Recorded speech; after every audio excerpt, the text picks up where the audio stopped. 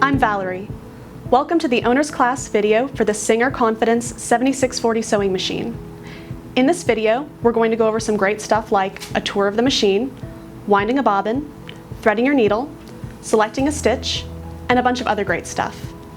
In your box, you're going to get your machine, and you'll also get an instruction manual full of all sorts of great information, so you'll want to keep this handy. You also get a quick start guide, which has some great pictures in it to get you started quickly.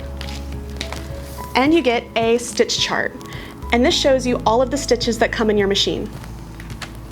Let's take a look at the machine.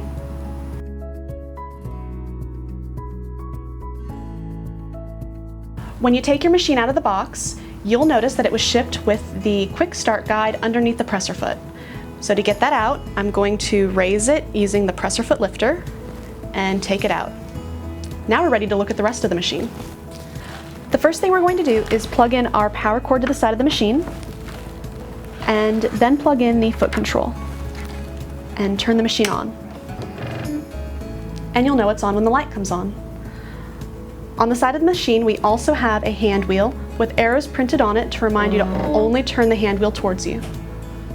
On top, we have a bobbin winding stopper, a bobbin winding spindle, a spool pin where we'll put our thread, a handle to make our machine extra portable with a hole in the side, and that's where we're going to put our stitch chart holder.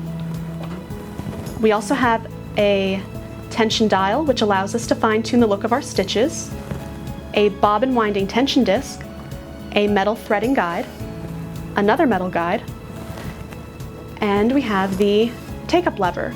And this is very important when we thread the machine, and we'll go over that later. On the front of the machine, under the LCD screen, we have function buttons and a mode button.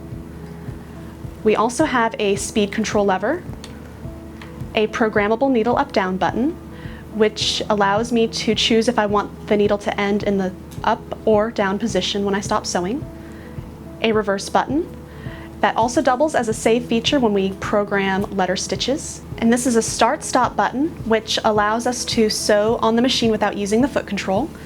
We have another metal guide for threading, the needle, the presser foot that comes on your machine, and here again we have our presser foot lifter, which allows us to lower and raise the presser foot, a built-in needle threader, a buttonhole lever, and we'll go over that more when we do a buttonhole. On the front we have a bobbin already in the machine, and if we remove our accessory tray, we expose the free arm, which is great if you're sewing anything circular like pants, hems, or cuffs. And when we turn our accessory tray around, there's a door, and it's filled with accessories. Behind your free arm is the feed teeth lever, that if you move it over, it drops your feed teeth. And that's great for free motion sewing or sewing on a button. To raise them again for regular sewing, just move it back where it was and turn the hand wheel towards you one complete rotation. And that's it. Now let's look at all the presser feet that come with the machine. In addition to the all-purpose foot that already comes attached to your machine, you get all of these other presser feet. You get a zipper foot, which, like its name, is used for sewing zippers, but it can also be used for creating and sewing and piping. You also get a button sewing foot, which is transparent with the blue toes, and that's used for sewing on a button. You get a blind hem foot for making blind hems, and that's great for like pant hems.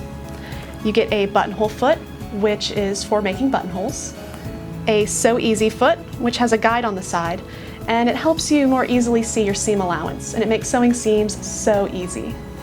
You get a satin stitch foot, which is great for applique, a cording foot that has 3 grooves in it that you can put cords in and sew a decorative stitch over them for embellishment.